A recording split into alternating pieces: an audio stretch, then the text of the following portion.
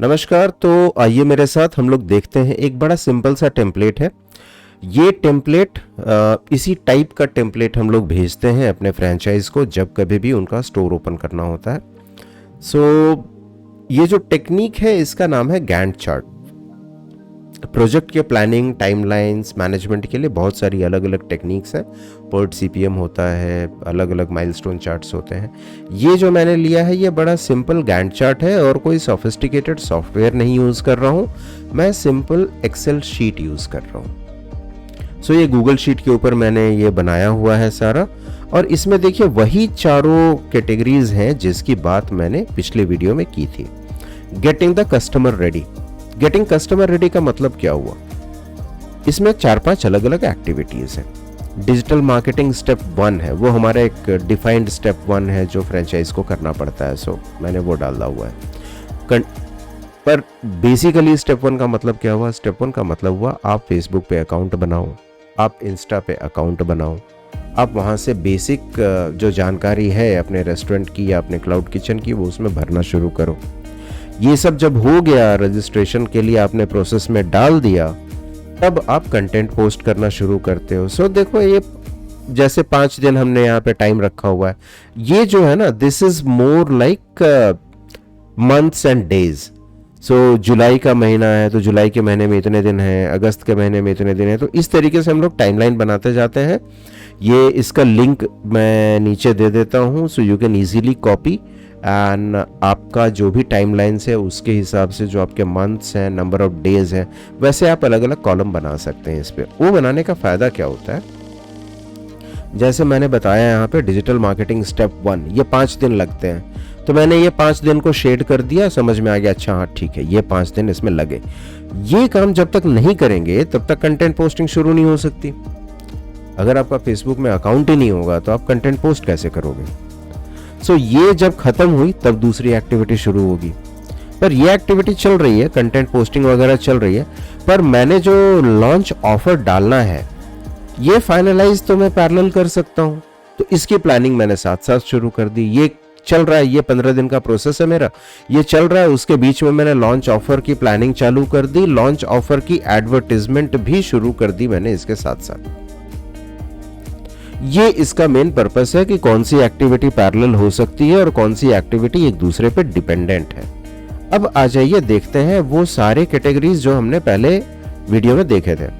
Getting customer ready was one area, getting kitchen ready is another area, right. उसके बाद getting restaurant ready, getting staff ready, go live, यही सारे हमारे steps थे, वहां पे यही माइलस्टोन थे।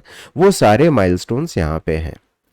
किचन रेडी का मतलब क्या हुआ? किचन का एक लेआउट होगा, उसमें सबसे पहले प्लम्बिंग होगा, क्योंकि प्लम्बिंग में तोड़फोड़ होती है। तोड़फोड़ होने के बाद आप सिविल वाले को बुला करके प्लास्टर करवाओ, वो ज़्यादा अच्छा है। तो पार्टीशन वगैरह अगर बनाना है, अगर दीवार में उसको कोई हिंजेस लगाने हैं, कुछ एडजस्टमेंट करना है, तो वो सब जितना भी तोड़फोड़ वाला काम है ना, वो पहले आप करवा लो। वो करने के बाद हमारे बिजनेस में एक ब्रिक ओवन होता है, वो ओवन का इंस्टॉलेशन होता है, ओवन के एग्जॉस्ट का इंस्टॉलेशन होता है, तो हम लोग पहले ये करवाते हैं। Because this oven is 350 kg, जो पहले जाता था वो 1 टन का ओवन होता था।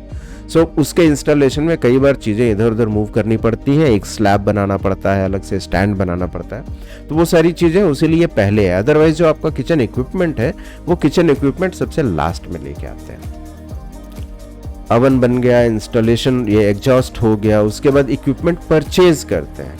ये देखिए यहाँ पे जब तक मेरा ये प्लम्बिंग और कैश काउंटर बन रहा है, मेरा परचेज का काम तो हो सकता है ना। मैं जाके वेंडर से मिल सकता हूँ, मैं जाकर के ऑनलाइन कैटलॉग देख सकता हूँ, रेट नेगोशिएट कर सकता हूँ, क्वालिटी डिफाइन, वो सब काम तो मेरा चालू हो सकता है। जरूरी नहीं है ना किचन रेडी हो जाएगा उसके बाद ही वो काम होगा, पैरेलली ये चीजें चल सकती हैं। तो यहाँ जो जो जैसे शेड किया हुआ है, जितने दिन का प्रोविजनिंग किया हुआ है, this will give you a rough idea कौन सी एक्टिविटी कब शुरू कर सकते हैं आप, कितने दिन में खत्म कर सकते हैं, कैसे पैरेलल मैनेज कर सकते हैं, और फाइनली ये सारी एक्टिविटी जब खत्म होगी, आपका लॉन्च कब होगा? ये लास्ट के देखिए 3 दिन मैंने रखे हैं लॉन्च के। लॉन्च इस दिन होगा। 3 दिन क्यों रखे हैं? पहले दिन मैंने एक सॉफ्ट लॉन्च कहते हैं हम लोग, आप मतलब फुल स्केल में लॉन्च नहीं करते, आप लिमिटेड स्केल में लॉन्च करते हैं। आप कुछ लोगों को बुलाते हैं, आप खाना टेस्ट करवाते हैं, फूड ट्रायल्स होता है, अच्छा बुरा जो भी फीडबैक है उसको आप इनकॉर्पोरेट करते हैं।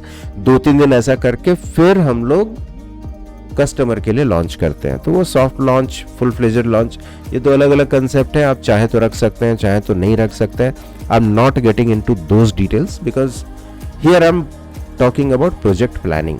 बट जो भी आपका प्लान है, जो भी प्लान है उसके हिसाब से ऐसे आप डेज बनाते जाओ, इसको शेड कर दो। एंड एवरी डे हो सके तो इसका एक सिंपल आप पूरा A3 साइज पेपर में प्रिंट आउट लेकर के रख लो अपने पास। And every day you review with this, ये जरूरी है।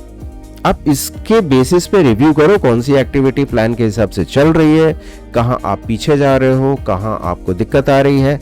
यू टेक टाइमली एक्शन, तभी प्रोजेक्ट टाइम पे चलता है।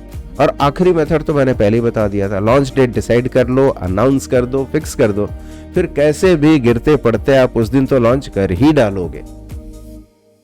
आइडिया गिरते पड़ते लॉन्च करने का नहीं है, आइडिया है सिलसिलेवार तरीके से, सिस्टमिक तरीके से लॉन्च करने का।